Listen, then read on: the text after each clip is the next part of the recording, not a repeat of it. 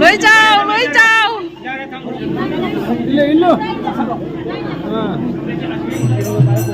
chiều hôm lần thu bình phải ra đấy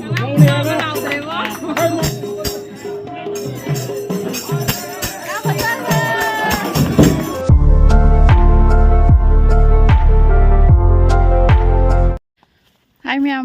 mẹ ngày xưa khá thèn đua khá mẹ ngày xưa mama cái khôi ngày xưa khôi imanabi ai cái đi mà khá này đôi imanabi cũng nó sum lôi này vậy bác thèn ngon đã đó mama cái ngày xưa mà thèn chân bận vậy đó mà sẽ mi suy am lấy tiền mà na ai nãy đi hai bên nung thìn đâu anh sum la cái khăng cái mà này ông cái này yarak tên nuai triai na aduh dum chatra di nuai rồi ayuk ti oina lawai na ayina ayuk te chalaga chu hallaga mula ke su ja de na itom da di nuai te na ko di mina chu thaning de itom da chapado mama ga oin chalane khoi ma gi di nuai re haidi moi mache gi moi mapam chu mache gi su mai mapam su dum thingong hun da ne aba du na ma di dum du ga chana lei jarani ai na hai re adu khara su zum theng ya pung nipan ma khai mu ta sale mang mo khara theng do khara du myam ai dum chalage yam chang di ka proi phone se khara su kano forme se khara full chu oisale a jaro ga isum kheng ngam jo mateng kheng share taw rok ke rebita do kyam phajade dhamana kyam phajade ngasi lo ulage akhoi mother su lae ai ju sumai dum se challe angang sana ga si ga chap chali bon video de mullaga kai dawi oya nang phajana di kapam da phajana oya tawsna ra phajana kapam da di adara ga iga pisunga khara pikthala bani mama je khara pikpa mana bai nei nang rang di a chala lo salu doi ni ko ma harau jari mi mache oi ja doi ni kai ne ma di moi mache oi da leiu ni ai khoi yore se na ni thabal chong do ol jari bon gi do ni ada khoi chang do je siga ni rebita thami do siga ni ko kalau salah ada inak na ida khoi se siga ado yauraga mulage ma ke ba hugale hayaba dam phaja ping ma juna khwai de mangan thoyeba mai mangan da jundang da su degi camera da su ping na phaja ba hele ba aina phi amo bo se dam phaja gare lai lengi hoji matam je su ka thingjala bani khamba pung tara tasalam tara helaba tara henjale phajai ram phajana ke bi gre cham dai ling ba ji ke ju kui ponte na tra kui dia ba lai ji di phajai camera da bo khu phajam ni rebita phajana na ngasi ore long ba di phajade na moi na makeup to man ra oi doi ni ba loi moni wei lak ra jo heng urani dana phatra duna moi loi ujerani jungi kangoi sing ma'am लगी machine से जंखई गुमदोइगा जंखई मंगागा अनि से मरक तो ओइने याय रेबिताई से exact जंखई मंगा ओइरमे सि जाम अफबा साइनी मनी ने पुरा ओइरमी से फत्रा ने हेन ते हेन बिरम दबा वाट बदि मो हपचन बजाई दो सुरबा अमतंग हंगिगे को सुरे को फारे जामता चा रे ना enjoy hello de nang kaw di kaw ra bani ko marak ta nang ako na si ako do jari bitagi luhong ba chatore kai ro ne si ako do jari bitagi luhong ba chatore nak le ra ga ai ang ai ke dro bane ne na le ga ai ka ke ti la bani aji ke ba lo ra uchara ge aji ke ba lo ya ga uchara ge bye bye sinna naw su lai naw jenge ye phajabra jenge na hore luong chakadro chakani hore ke lora phajalo salaga kapchi ko naw lai leng ba loi re ai je video ni am phajare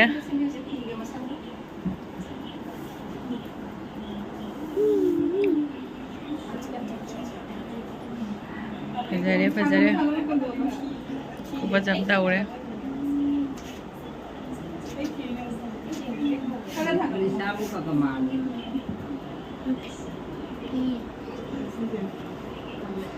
फजई फजना केबीरबनीना पंफादा फजै सोमदा लेथोरौनी अखोय ऐसी video ने नों दूध से मौरो दो video ने ना पाइदे चुंदौदे फजरे यारे बितासे हजिक लोइसनबा लोइसनले ngसाइदगी कनो तौबनीना आइनाने पुरा लोइसनलगा अदै मागी कोक तक थेलिगसे अनौबा गतनी ngasiसे मागी दाउननेबा सिसे अहन बागता तारुबसे दवाई से पूरा फजरे पूरा अखोगी हानगीदुना पीदनाको सिगुम्बसिदि पूरा डबल लेयर ओरगा पूरा ओइबदो पूरा फजरे कासे पी सोमदा पूरा फजना ओहलके सिगे चंदेबा के ममाय मतेक्सिता ओइबा फजदी फजरे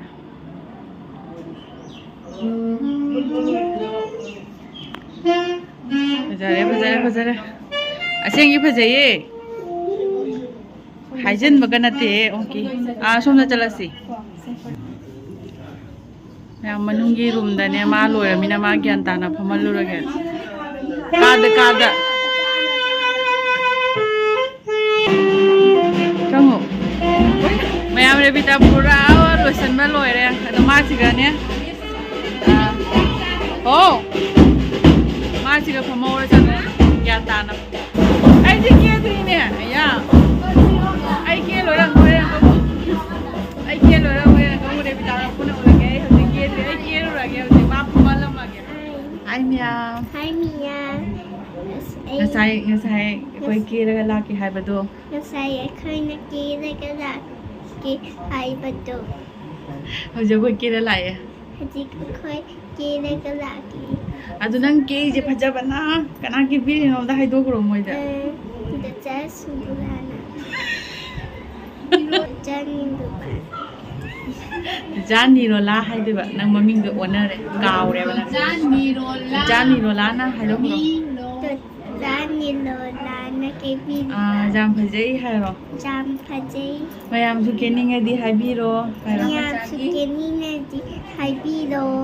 jani ro la na kira di sum khajadro bani do jani ro la na kira di sum khajam do di jam mayam phajadra ngasai khubai ni ke lo la ke haibado ma su di phajare ai su haibitang ke sal halle kudak ta ai ke se mi tara mu ko pharam moi na mi tara mu phada bi de aina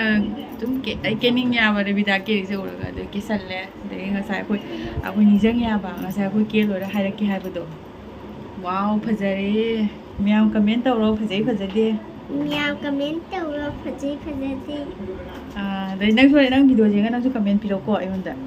like ka tawro ko ade horen akoi poloi chelaga horen thokoi do duam ulage miyam kiraga laki ado kiraga laki ai kesan na ba hundi ni nang bo nang na he nang awri no de dale to ai tinga to na kesan la la mo ke nang na re ate ai he listing ba chuna da ni ai listing ba chuna ma na dia ba du gi ni ba nati ai si angang ma se si mu su na tha ro hai ri ba na de ai je ping chat ba ha bi dunia ba ai ke man ni re ko मैं लोग संदल लोग ना से मऊ मनाओ नु पीनी से वाव ननाओ चुका पीने नोई लोई ले पुने हमदा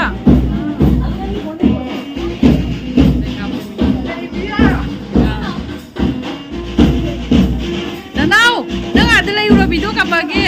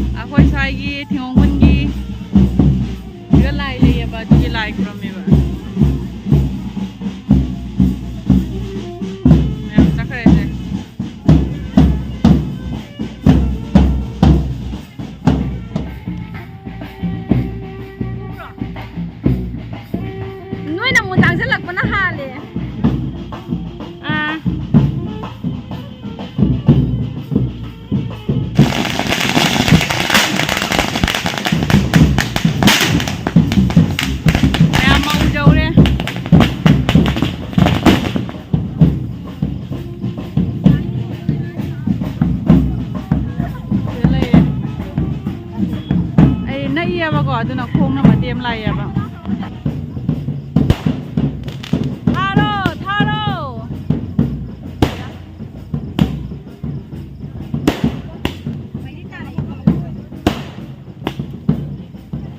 ꯌꯥꯔꯦ ꯌꯥꯔꯦ ꯈꯔ ꯊꯥꯔꯗꯤ ꯌꯥꯔꯦ ꯂꯣꯏꯁꯜꯂꯣ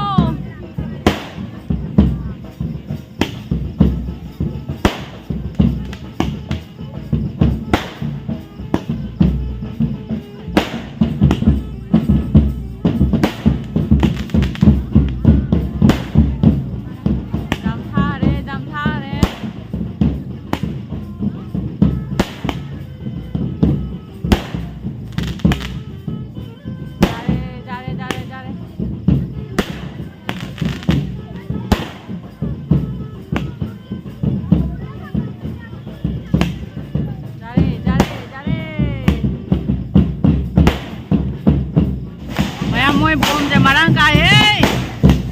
bom của tao thì là tao cái thằng cái này nè wow này đấy bây giờ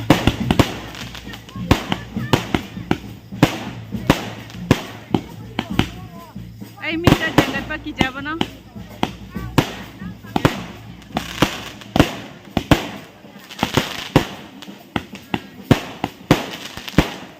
wow bom bảo đi mấy tà đấy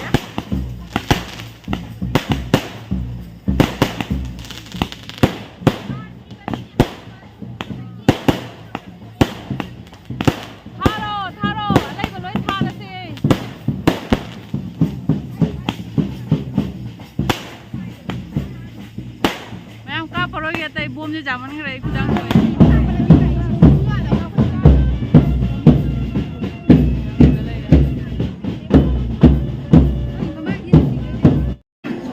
em nó ba em đã lại ở đó là hàng ngày nè nó chỉ mang một chỉ được phong mình em mà quay lại bà là cái hàng ngày nè là này có phong bờ đó có khá quý đẹp và phong mấy giờ nó say mà mang cái phong bờ đó rồi đấy sẽ ông phong mía bà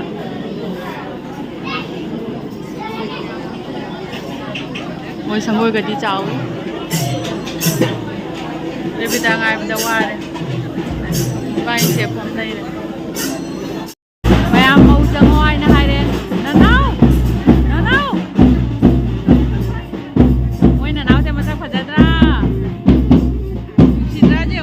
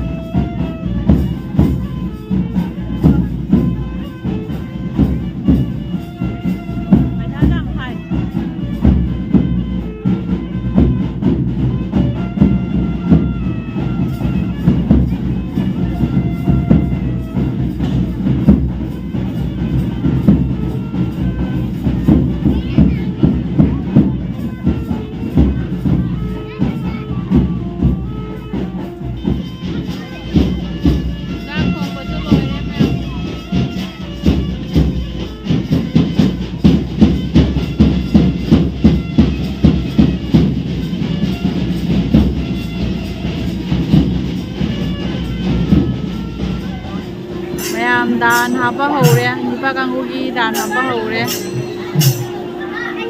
मोइसे मयाइदा मंडली से सादना कारकते चंगा साइबा कइनो खंगे अदुनाने जगह से इचावे चावने इचिन जिल्लिबा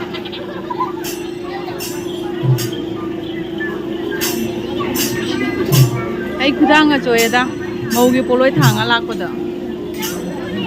aduna ai laptang na sungkapa ke ko video se mamang ka chang anu na naw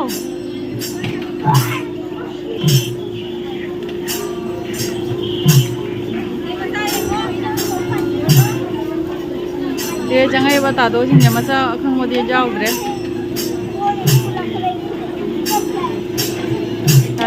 tado project dani khangi batai kana khangre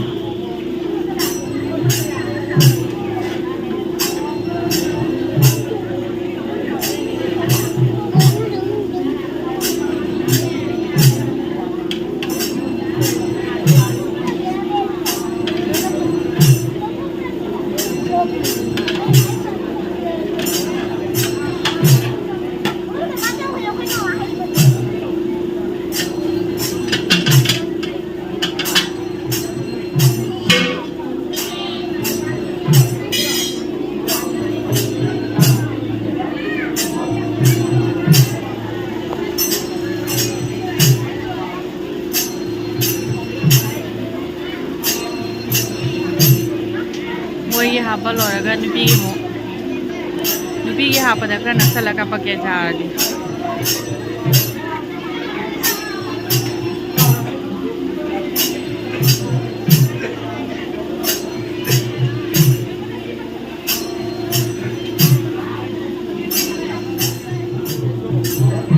मना चंग दसु जारेदा सिदे लोय उरे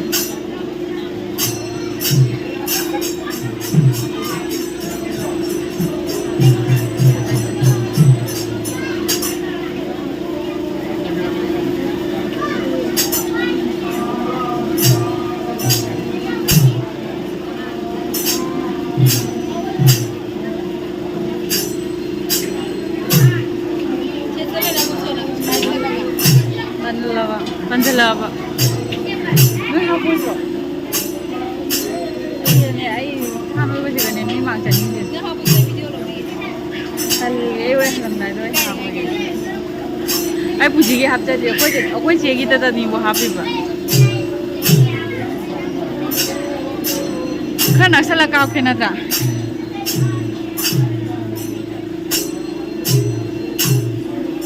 Omau. हाबू चो आई मोर ना हुए चलो आई कापी रखे चो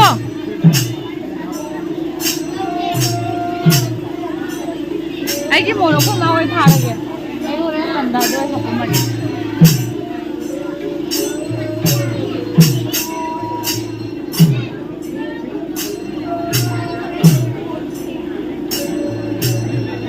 चो mau mèo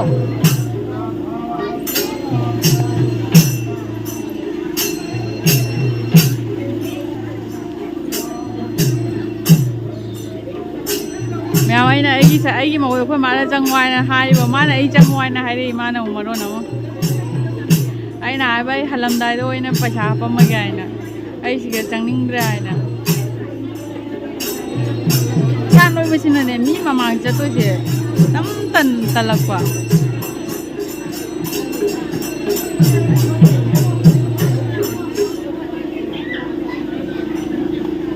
là bộ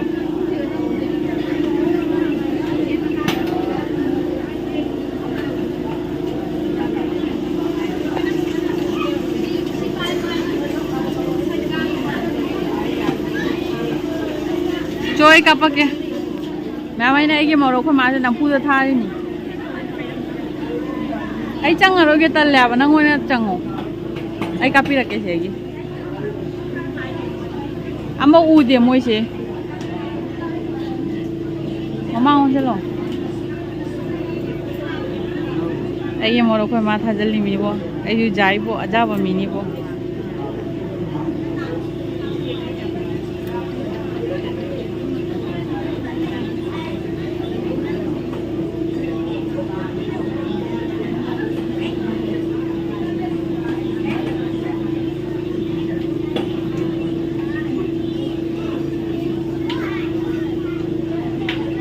okay खरा नक्सना कापके आई फोन हम लाई फोन का थांगत्रम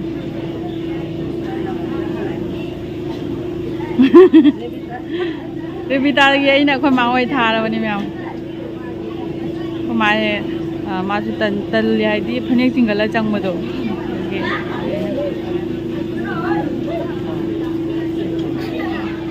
रेबिता नाम खजा मैम ngन हाने मोइसे काक थिंजलेबा कनो तौरे ममा देने चलसे हाने इंगी तौ मी थिंगमनिना ओ धमान ममा से लेरे मैम धमान ममा से ममा दे कापके मैं हौजी रेबिता अखोइदे निंग ओनसलंबदो हौजी ममा ओनसलानी जारे जाम मोइ जाम बक्सा रे ngasi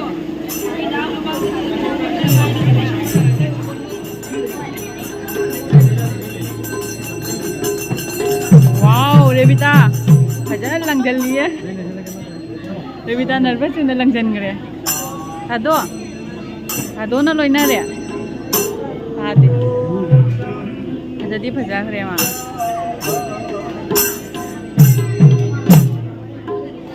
मकादा फमबनी ने माने ngन वाई ने कई को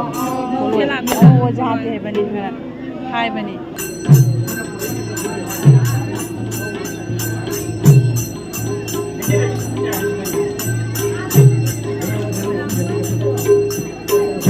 जना चाय रे बेटा फजरे फजना चाय फजना फजरे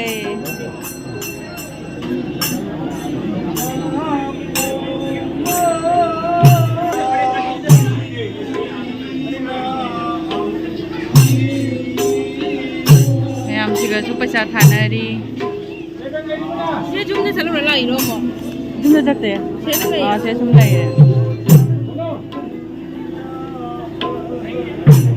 या रेबिता मोइना रेबिता से मोन करे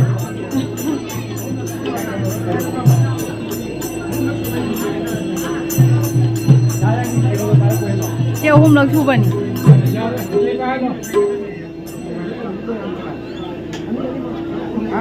jadi bajanya tra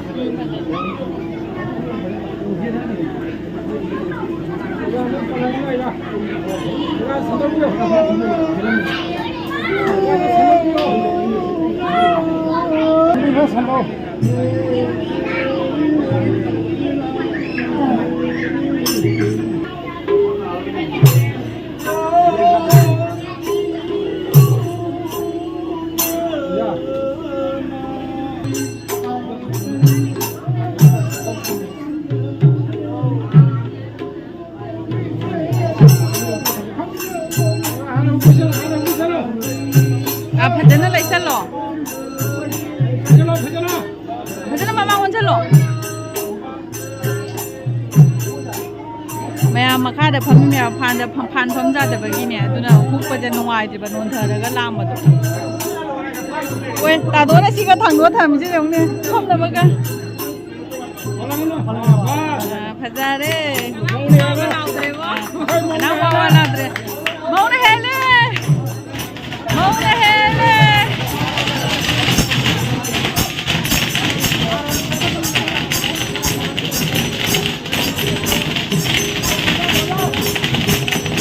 मजा था रे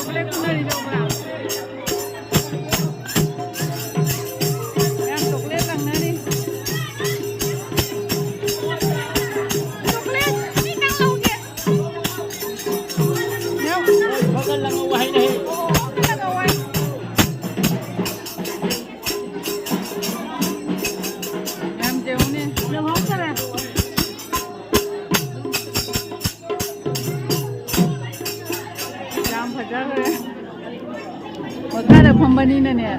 ꯀꯩꯅꯣ ꯇꯧꯅ ꯑꯣꯏꯈ꯭ꯔꯦ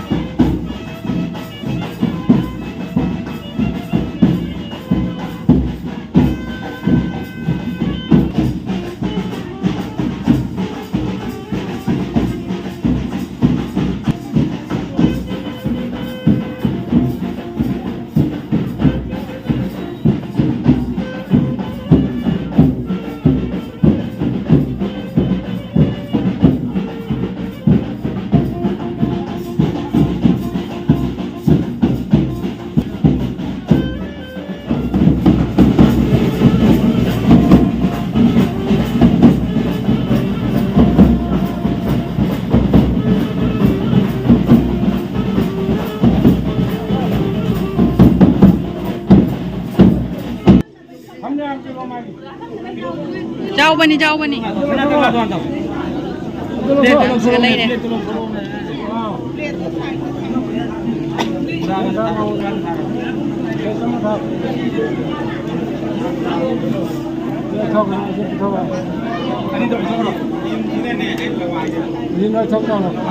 hꯧji moi được đâu rồi em cameraman giao tụi mình hàng hàng nghe cái gì punna sumi na itu di pasu ni bisu ini pai lo Revita loi cha thu loi cha no betul tena hore làm ra sao chama na in biro na loi chào ra thang bro na thang bro cái mà nếu chắc làm thì bao hàng kia là mà bao nhiêu giờ hàng bao nhiêu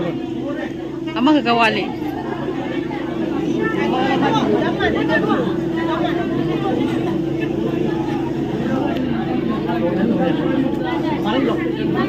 illo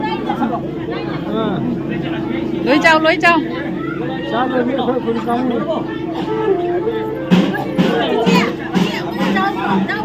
đâu tiền ra đây ra đây nào quăng mà có mà này cha này bữa mà mai pakak rồi con Revita ki moi mama oi lak tabanina video jenga sum yeng chama etra wang ba ka mane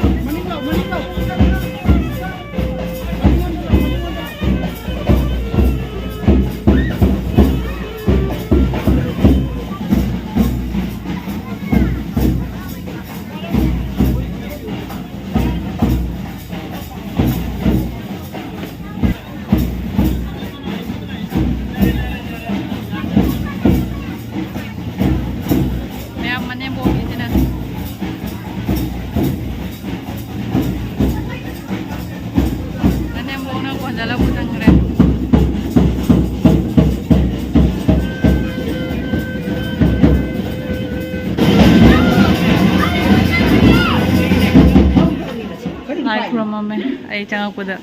ꯂꯥꯏ ꯈꯨꯔꯨꯝꯕꯒ ꯅꯪꯍꯧꯗ꯭ꯔꯦ ꯑꯩ ꯁꯣꯝꯗ phone ꯂꯥꯛꯅ ꯊꯧꯕꯗ ꯌꯥꯝ ꯐꯖꯈ꯭ꯔꯦ ꯅꯠꯇ꯭ꯔꯥ ꯉꯁꯤꯃꯛ ꯃꯌꯥꯝ ꯃꯣꯏ ꯑꯥꯗ ꯃꯤꯁꯇꯤ ꯆꯦꯜꯂꯤ ꯃꯤꯁꯇꯤ ꯆꯥꯔꯨꯒꯦ ꯍꯥꯏꯅ ꯊꯣꯛꯂꯛꯑꯕꯅꯦ ꯃꯃꯥ ꯅꯪ ꯃꯤꯁꯇꯤ ꯂꯧꯔꯕꯣ ꯃꯤꯁꯇꯤ ꯂꯧꯔꯕꯣ ꯑꯩ ꯃꯤꯁꯇꯤꯁꯦ ꯁꯤꯒ ꯑꯩ ꯏꯁꯥꯅ ꯑꯣꯏꯅ ꯂꯧꯖꯔꯒꯦ ꯑꯩ ꯂꯥꯛꯄꯅꯦ ꯑꯩ ꯃꯤꯁꯇꯤ ꯂꯧꯕ ꯂꯥꯛꯏꯅꯤ ꯑꯩꯒꯤ ꯃꯤꯁꯇꯤꯗꯣ ꯑꯝꯇꯪ ꯂꯧꯖꯔꯒꯦ ꯑꯩ ꯂꯧꯖꯔꯒꯦ ꯆꯞ ꯃꯥꯟꯅꯩ ꯑꯣ ꯃꯌꯥꯝ ꯆꯥꯛ ꯊꯥꯕ ꯂꯣꯏꯔꯦ ꯆꯥꯛ ꯆꯥꯗꯅ ꯍꯟꯕ ꯆꯥꯔꯣꯏ ꯍꯥꯏꯅ ꯆꯥꯛꯁꯦ ꯆꯥꯔꯒꯦ ꯑꯗꯨꯗꯩ ꯍꯜꯂꯒꯦ ꯃꯇꯝꯁꯨ ꯊꯦꯡꯖꯜꯂꯕꯅꯤꯅ ꯆꯥꯊꯣꯛꯑꯒꯦ ꯍꯥꯏꯅ ꯃꯌꯥꯝ ꯆꯥꯛ ꯆꯥꯊꯣꯛꯈ꯭ꯔꯒꯦ ꯆꯥꯛ ꯆꯥꯊꯣꯛꯑꯒꯦ ꯆꯥꯛ ꯆꯥꯕꯩ ꯐꯝꯃꯦ ꯆꯥꯏ ꯁꯨꯃꯥꯏꯅ ꯀꯅꯥꯝ ꯆꯥꯗꯦ ꯑꯩ ꯏꯁꯥ ꯏꯊꯟꯇ ꯏꯀꯥꯏꯖꯔꯦ ꯑꯩꯈꯣꯏ ꯃꯥꯗꯨ ꯈꯤꯇꯪ ꯅꯦꯝꯍꯜꯂꯤ ꯁꯥꯏꯗꯇꯁꯨ ꯁꯤꯅ ꯔꯦꯕꯤꯇꯥ ꯃꯀꯨꯕꯣꯛ ꯑꯁꯤ ꯃꯥꯃꯣ ꯅꯠꯇ꯭ꯔꯣ ꯑꯁꯤꯅ ꯔꯦꯕꯤꯇꯥꯒꯤ ꯃꯣꯏꯒꯤ ꯃꯥꯃꯣ ꯑꯁꯤꯅ ꯅꯦꯅꯦꯀꯣ ꯔꯦꯕꯤꯇꯥꯒꯤ ꯃꯀꯨꯕꯣꯛꯀ ꯃꯅꯦꯝꯕꯣꯛꯀ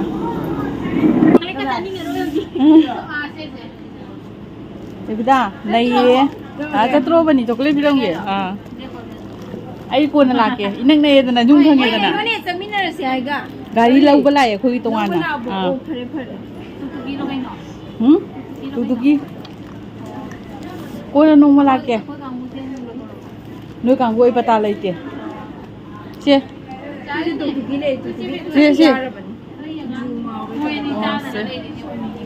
ꯃꯣꯏꯕꯥꯏꯅꯦ ꯑꯩꯅ ꯆꯥꯕ ꯂꯥꯛꯑꯣ ꯍꯥꯏꯅ ꯍꯥꯏꯔꯒ ꯂꯥꯛꯇꯦ ꯔꯦꯕꯤꯇꯥ ꯕꯥꯏ ꯕꯥꯏ ꯑꯣꯏꯔꯒꯦ ꯉꯁꯤꯒꯤꯗꯤ ꯅꯪ ꯍꯧꯖꯤꯛ ꯏꯜꯂꯤꯗꯨꯁꯨ ꯑꯩ ꯄꯥꯝꯃꯤ ꯏꯄꯥꯝꯅ ꯄꯥꯝꯃꯤ ꯃꯦꯝꯕ ꯃꯨꯜꯂꯕꯨ ꯅꯪ ꯉꯁꯤ ꯏꯜꯂꯣ ꯑꯩ ꯏꯟꯕꯗꯩ ꯈꯔꯒꯤ ꯃꯇꯨꯡꯗ ꯂꯧꯔꯒꯦ ꯐꯔꯦ ꯐꯔꯦ ꯑꯩ ꯊꯦꯡꯉꯦꯕ ꯈꯪꯕ꯭ꯔꯥ ꯕꯥꯏ ꯕꯥꯏ ꯕꯥꯏ ꯕꯥꯏ ꯕꯥꯏ ꯕꯥꯏ ꯕꯥꯏ ꯎꯏꯔ ꯎꯗꯤꯔꯒꯅ ꯅꯪ ꯑꯩ ꯉꯁꯥꯏ ꯅꯪ ꯍꯥꯞꯄ ꯉꯝꯍꯧꯗ꯭ꯔꯦ ꯑꯗꯨꯅ ꯑꯩ ꯍꯧꯖꯤꯛ ꯍꯥꯞꯄꯤꯃꯤꯁꯦ ꯉꯁꯥꯏ ꯃꯤꯁꯇꯤ ꯄꯨꯊꯣꯔꯛꯄꯗ ꯑꯩ ꯍꯥꯞꯄꯧꯗ꯭ꯔꯦ ꯍꯣꯏ ꯍꯣꯏ ꯐꯔꯦ ꯐꯔꯦ ꯍꯣꯏ ꯍꯣꯏ ꯍꯣꯏ ꯍꯣꯏ ꯍꯣꯏ ꯑꯗꯨ ꯁꯤꯕꯨꯝ ꯀꯣꯟꯕꯗ ꯌꯨꯝ ꯍꯜꯂꯛꯑꯦ ꯑꯗꯣ ꯔꯦꯕꯤꯇꯥ ꯂꯨꯍꯣꯡꯕ ꯉꯁꯤ ꯌꯥꯝ ꯊꯤꯅ ꯐꯖꯈ꯭ꯔꯦ ꯏꯁꯥ ꯁꯥꯁꯨ ꯁꯥꯅ ꯑꯣꯂꯥꯡ ꯃꯥꯁꯦ ꯉꯁꯤ ꯌꯥꯝ ꯐꯖꯈ꯭ꯔꯦ ꯃꯥꯗꯤ ꯃꯃꯥꯏꯁꯨ ꯍꯨꯃꯥꯡꯗ ꯁꯧꯒꯟꯗꯦ ꯑꯗꯨꯅ ꯑꯩꯈꯣꯏꯗꯤ ꯌꯥꯗꯦ ꯑꯗꯨꯒ ꯃꯌꯥꯝ ꯃꯤꯁꯇꯤꯁꯨ ꯉꯁꯤꯗꯤ ꯃꯔꯥꯡ ꯀꯥꯏꯔꯦ ꯑꯩꯗꯤ ꯃꯤꯁꯇꯤ ꯏꯁꯥꯅ ꯆꯠꯆꯅ 3 ꯂꯧꯔꯦ ꯆꯣꯀ꯭ꯂꯦꯠꯁꯨ ꯈꯨꯖꯣꯛ ꯑꯆꯧꯕ ꯑꯃ ꯂꯧꯁꯜꯂꯦ ꯑꯗꯣ ꯂꯧꯔꯒ ꯑꯗꯒꯤ ꯈꯔ ꯑꯩꯅ ꯑꯃꯨꯛ ꯄꯤꯅꯤꯡꯕ ꯃꯤꯗ ꯈꯔ ꯄꯤꯔꯦ ꯑꯩꯒꯤ ꯄꯨ ꯂꯥꯛꯑꯦ ꯇꯥꯏꯁꯦꯟꯁꯨ ꯑꯩ ꯉꯥꯏ ꯂꯩꯔꯝꯃꯦ ꯗꯥꯏꯔꯤꯗ ꯃꯌꯥꯝ ꯔꯦꯕꯤꯇꯥ ꯂꯣꯡꯕꯁꯨ ꯂꯣꯏꯔꯦ ꯂꯥꯡꯕꯅꯁꯨ ꯂꯣꯏꯔꯦ ꯍꯧꯖꯤꯛ ꯆꯥꯛꯀ ꯆꯥꯊꯣꯛꯑ ꯂꯥꯛꯑꯕꯅꯤ ꯑꯗꯣ ꯀꯩꯅꯣ ꯇꯧꯔꯒꯦ ꯃꯌꯥꯝ ꯚꯤꯗꯤꯑꯣꯁꯦ ꯃꯇꯥꯡꯁꯦ ꯂꯣꯏꯁꯤꯜꯂꯒꯦ ꯂꯥꯏꯛ ꯁꯤꯌꯔ ꯁꯕꯁꯀ꯭ꯔꯥꯏꯕ ꯇꯧꯁꯤꯜꯂꯝꯃꯣ ꯀꯣꯟꯅ ꯃꯊꯪ ꯁꯨꯝ ꯃꯊꯪꯒꯤ ꯚꯤꯗꯤꯑꯣꯗ ꯑꯃꯨꯛ ꯊꯦꯡꯅꯔꯁꯤ ꯉꯁꯤꯒꯤꯗꯤ ꯏꯁꯥꯁꯦ ꯁꯥꯕꯅ ꯂꯣꯏꯔꯦ ꯂꯨꯖꯅꯤꯡꯕꯅ ꯂꯣꯏꯔꯦ ꯕꯥꯏ ꯕꯥꯏ